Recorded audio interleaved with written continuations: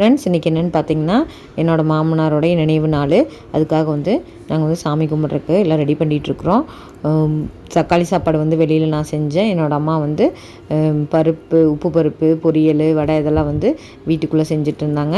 எல்லாம் செஞ்சு படைச்சி மாமனாருக்கு சாமி கும்பிட்டாச்சு. ஸ்நேகன் தான் வந்து பூஜை பண்ணான். சின்ன வயசுலேருந்தே அவனுக்கு வந்து சாமி பக்தி ரொம்ப அதிகம். பூஜை ரூம்லேயாகட்டும் அவன் தான் வந்து எல்லாமே பண்ணுவான்.